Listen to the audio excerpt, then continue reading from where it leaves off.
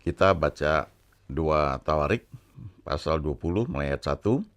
Setelah itu Bani Moab dan Bani Amon datang berperang melawan Yosafat bersama-sama sepasukan orang Meunim. Datanglah orang memberitahukan Yosafat, suatu laskar yang besar datang dari seberang laut Asin, dari Edom menyerang tuanku. Sekarang mereka di Hazezon Tamar, yakni En-Gedi. Yosafat menjadi takut, lalu mengambil keputusan untuk mencari Tuhan. Ia menyerukan kepada seluruh Yehuda supaya berpuasa, dan Yehuda berkumpul untuk meminta pertolongan daripada Tuhan. Mereka datang dari semua kota di Yehuda untuk mencari Tuhan.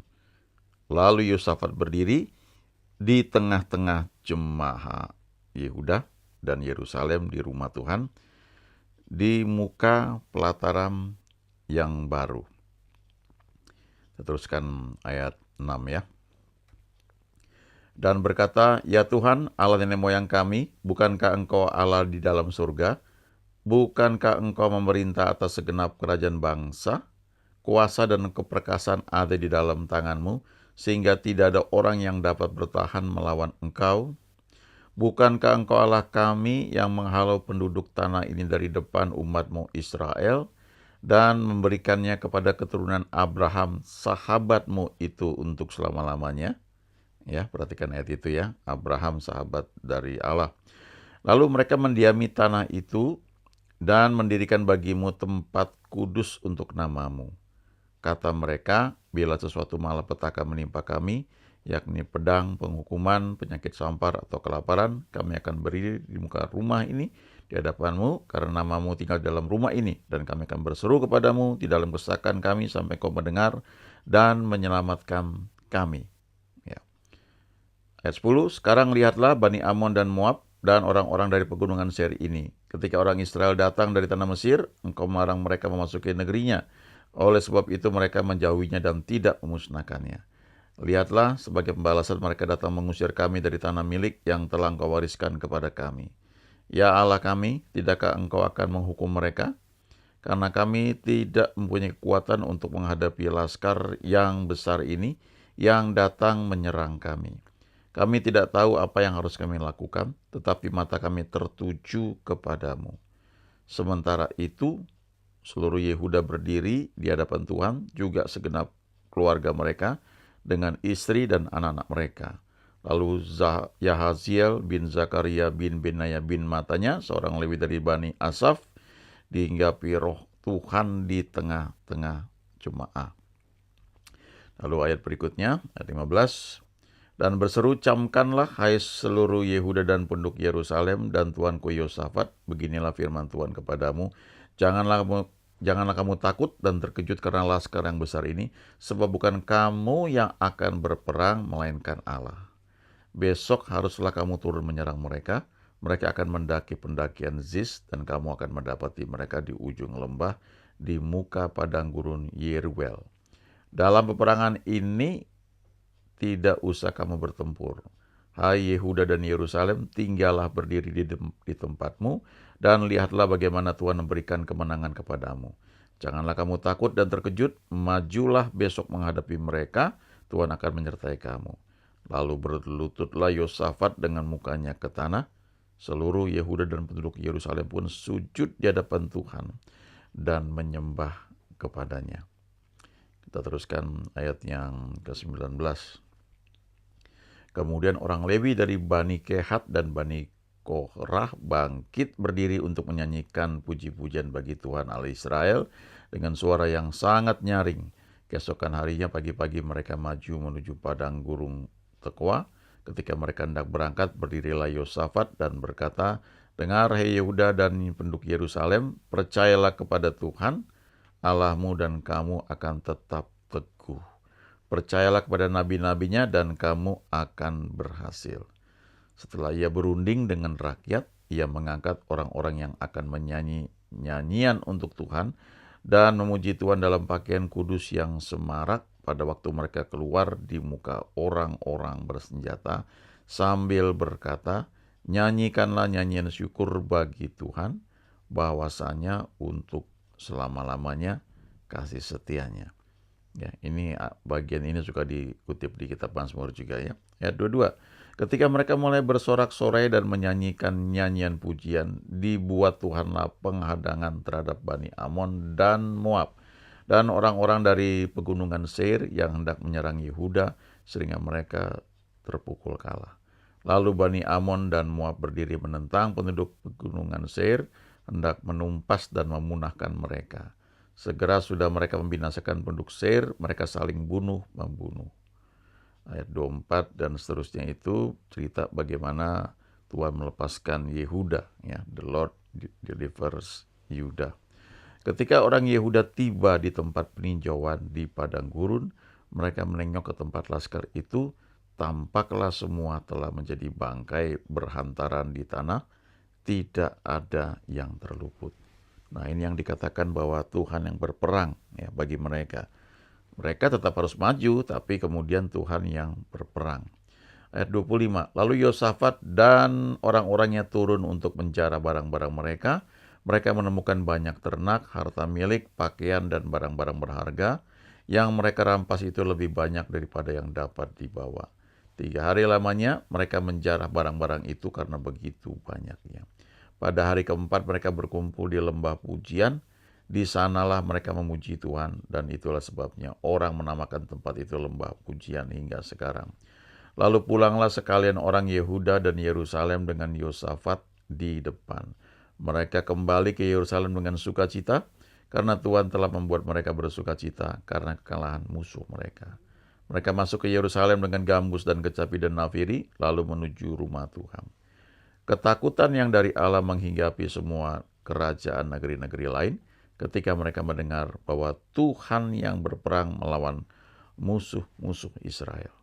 Ya, ini sebenarnya terjadi juga waktu orang Israel keluar dari Mesir.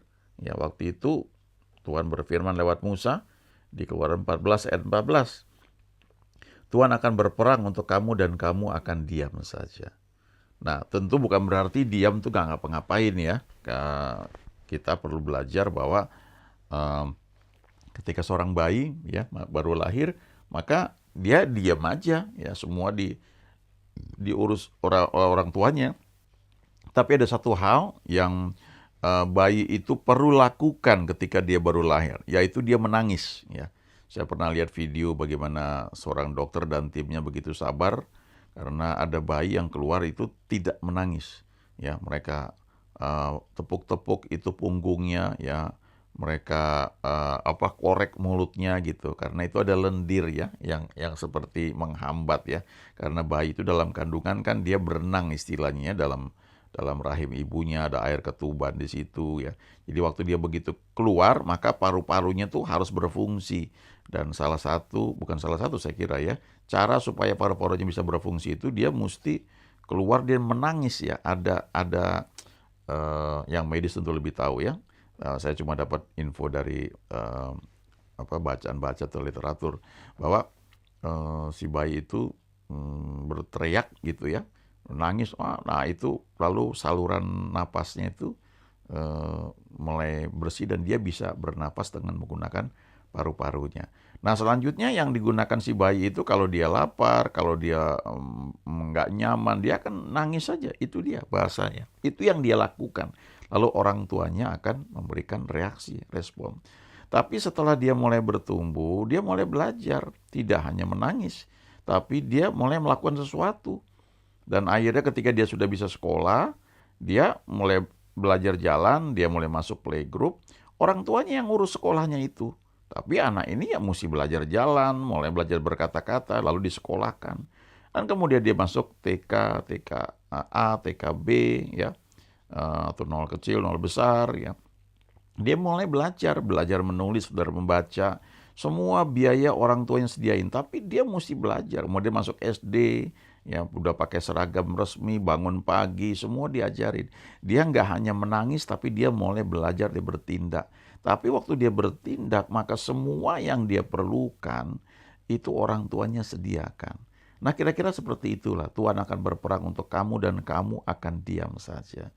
Ya, berapa sekian waktu yang lalu saya pernah hadapi suatu masalah. Waktu perjamuan kudus saya dapat ayat ini di roti perjamuan. Dan dalam hari itu juga jawaban terhadap masalah tersebut langsung selesai. Ya. Nah, yang menarik adalah ada dua nama di Perjanjian Lama yang suka dipakai ketika orang itu berdoa. Ya. Yang satu nama Daud, yang satu nama Abraham. Ya, tadi Yosafat pakai nama ini. Bukankah Abraham sahabatmu itu? Itu yang dipakai nama itu ya. Nah, di Yakobus 2 ayat 23 ini dikutip. Lalu percayalah Abraham kepada Allah, maka Allah memperhitungkan hal itu kepadanya sebagai kebenaran. Karena itu, karena apa? Karena Abraham percaya kepada Allah, kepada perkataan Tuhan itu, maka hal itu diperhitungkan sebagai kebenaran. Ya, karena itu Abraham disebut sahabat Allah. Ya, jadi ini satu pelajaran yang perlu kita ingat. Kalau kita bilang kita sahabatnya Tuhan, maka salah satu ciri yang perlu kita pegang adalah kita percaya kepada Dia. Kita percaya pada perkataannya. Untuk bisa melihat, mengalami bahwa Tuhan yang berperang bagi kita, maka hal pertama ya kita perlu percaya dulu. Tadi Yosafat waktu dia berdoa, kemudian datang pesan dari Tuhan lewat nabinya, ya berkata, percayalah kepada Tuhan dan percayalah kepada nabi-nabinya dan kamu akan berhasil, kamu akan beruntung. Ya, pada masa itu khususnya kan Tuhan itu bekerja, Tuhan menyampaikan firman-Nya lewat nabi-nabinya, ya bukan seperti kayak sekarang di Perjanjian Baru kita ada Roh Kudus pada setiap orang percaya dan kita bisa percaya kepada Tuhan, ya Dia berbicara di hati kita. Nah, apa yang Dia sampaikan itu yang perlu kita putuskan untuk kita percaya. Ya, percayalah kepada Tuhan, percayalah kepada nabi-nabinya. Nah, bukan berarti di Perjanjian Baru ini nggak ada lagi nabi-nabi seperti Perjanjian Lama, ya. Ada, tapi bentuknya itu beda, ya. Kalau Perjanjian Lama kan Roh Kudus itu hanya dicurahkan kepada sebagian orang, ya. Roh Kudus itu mengurapi beberapa orang, ada yang menjadi raja, ada yang menjadi imam, ada yang menjadi nabi. Nah, itu tidak semua orang ya punya pengurapan seperti itu, ya. Tapi di Perjanjian Baru ya yang disebut nabi itu kalau baca di 1 Korintus pasal 14 ya, Paulus bilang ada karunia nabi takluk pada nabi-nabi, ya. Dikatakan kalau ada nabi-nabi ya hendaklah mereka berkata-kata, ya. 2-3 orang menyampaikan pesan Tuhan, lalu yang lain menguji. Ya. Ada pelajaran tersendiri untuk hal tersebut, ya. Tapi poin yang mau disampaikan adalah begini: ketika Tuhan berfirman, maka hal yang perlu kita lakukan adalah percaya. Ya, percaya kepada Dia. Dengan pergaulan, mengenal Tuhan lebih jauh lagi, kita makin kenal, ya, tuntunannya, suaranya seperti apa. Ya, tidak selalu audible, tapi kita mengerti tuntunannya dan ciri bahwa kita ini seperti Abraham, kita ini keturunan Abraham kan, kita menjadi sahabatnya adalah kita percaya pada perkataannya, pada apa yang Dia katakan.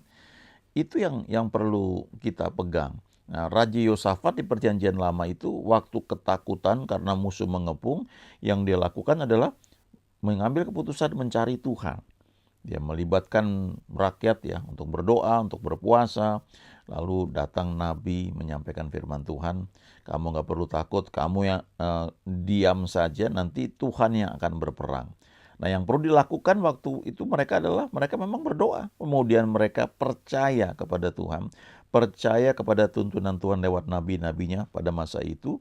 Lalu mereka bertindak, ya. Mereka maju, mereka membuat satu barisan, ada pasukan perang itu, ada barisan pujiannya di situ, ya. Yang mereka lakukan, mereka memuji Tuhan, ya, itu tuntunan mereka yang mereka dapat, ya, tuntunan dari Tuhan pada mereka saat itu, dan mereka lakukan. Dan ketika mereka mau maju berperang, ternyata musuhnya saling bunuh satu dengan yang lain. Dan ketika mereka sampai di tempat tujuan, udah mati semua, ya, musuh-musuhnya itu. Jadi mereka tuh tinggal menjarah saja. Dan saking banyaknya jarahan itu dibutuhkan waktu 3 hari, ya. Itu pun terlalu banyak gitu, ya. Dan hari keempat mereka berkumpul di lembah pujian. Nah, kita perlu ingat, kita perlu lihat juga di Yohanes 15 ya. Ayat 15, Yesus berkata, "Aku tidak menyebut kamu lagi hamba, sebab hamba tidak tahu apa yang diperbuat oleh tuannya. Tetapi aku menyebut kamu sahabat, karena aku telah memberitahukan kepada kamu segala sesuatu yang telah kudengar dari Bapakku." Nah, di perjanjian baru, Yesus sendiri bilang, "Aku tidak sebut kamu lagi hamba, tapi aku sebut kamu sahabat." Kenapa? Karena aku beritahukan kepada kamu segala sesuatu yang telah kudengar dari Bapakku. Ya. Nah, bagian kita adalah percaya. Ya, percaya apa yang dia sampaikan. Ada seorang rekan yang teman yang bilang, ya belakangan ini ya Tuhan gerakan dia baca Alkitab, ya baca, dia bilang, "Tapi saya nggak dapat apa-apa, Pak. Saya baca aja." Ya betul, memang baca aja. Dan dia cerita, pada waktu dia berdoa, tiba-tiba apa yang dia pernah baca itu muncul. jadi firman yang berbicara begitu. Dan ya lalu saya bilang, ya memang begitu komunikasi dengan Tuhan. Tiap hari kita baca firman Tuhan, ada program untuk baca Alkitab ya. Kita ikutin, jadi setahun tuh selesai baca Alkitab ya. Lalu ngerti nggak ngerti dibaca aja ya. Lalu nanti pada saat-saat tertentu Roh Kudus akan mencabut ayat-ayat yang pernah kita baca itu di dalam pikiran kita, mengingatkan kita ya. Nah, dengan ayat itulah kita bisa berdoa ya. Kayak tadi Yosafat bilang, "Bukankah engkau telah menolong nenek moyang kami? Bukankah engkau berfirman?" Itu yang dia sampaikan. Itu firman yang mereka tahu waktu itu. Lalu dia sebut, "Bukankah Abraham sahabatmu itu?" Nah, itu diingatkan begitu ya. Beneran mengingatkan diri mereka sendiri ya. Nah, kemudian kalau kita baca, ada hal juga yang perlu kita lakukan ya. Di ayat 14 Yesus bilang begini, "Kamu adalah sahabatku jikalau kamu berbuat apa yang kuperintahkan kepadamu." Jadi ciri sahabat tadi yang pertama percaya ya kepada apa yang dikatakan oleh sahabatnya itu ya. Yang ini berlaku tidak hanya kita kepada Tuhan ya, tapi juga kita menyediakan diri kita sebagai orang yang dapat dipercaya ya. Waktu kita katakan suatu kepada Dia, dan Tuhan Maha tahu ya. Nah, yang kedua adalah kita terbuka ya. Seorang sahabat itu terbuka cerita ya apa yang dia alami ya. Makanya di Yohanes 15 ayat 15 tadi Tuhan bilang, "Aku tidak menyebut kamu lagi hamba, tapi sahabat, karena aku memberitahukan kepadamu semua yang aku dengar dari Bapakku." Itu sahabatnya. Jadi percaya pada perkataan sahabatnya, kemudian juga terbuka menceritakan semua masalah yang dihadapi ya. Termasuk kita mempunyai apa saja kita akan cerita kepada sahabat kita ya. Kita lagi waktu masih remaja misalnya ya, seneng sama teman lawan jenis ya, wah terus cerita sama sahabat, teman-teman kita yang kita percaya, yang deket gitu. Itu seorang sahabat seperti itu. Ada komunikasi, ya komunikasi dua arah. Lalu yang ketiga, ini yang penting, melakukan apa yang diminta. "Kamu adalah sahabatku jikalau kamu berbuat apa yang kuperintahkan kepadamu." Nah, secara praktis apa yang Tuhan perintahkan kepada kita? Ya, itu bisa beda-beda. Tapi secara umum, ya saya percaya Tuhan ingin kita baca firman-Nya. Lakukan dengan setia, konsisten. Saya percaya Tuhan mau kita berdoa, bangun pagi, ya waktunya bisa beda-beda, tapi bangun pagi untuk mengizinkan Tuhan berbicara kepada kita. Itu firman Tuhan. Nah, kita ingin menjadi sahabat dari Yesus, ya, friends of Jesus, maka kita lakukan apa yang diperintahkan kepada kita. Ada saatnya kita digerakkan puasa, atau kita lebih banyak berdoa, berbahasa roh, ya. Ada banyak hal yang dia perintahkan secara pribadi, yang kepada orang lain dia nggak perintahkan mungkin. Ya kita lakukan apa yang kita tahu dia taruh di hati kita, dan lakukanlah dengan setia. Itu akan mengkonfirmasi bahwa kita adalah sahabatnya. Dan waktu kita sahabatnya, kita ini menjadi orang-orang yang menerima privilege, hal-hal yang istimewa, yang orang lain tidak alami. Dan itu disediakan bagi setiap kita yang percaya kepadanya. Ya, jangan lupa Tuhan kita Tuhan yang baik. God is good all the time. Dia membuat segala sesuatu itu menjadi baik untuk kita. Haleluya. Amin.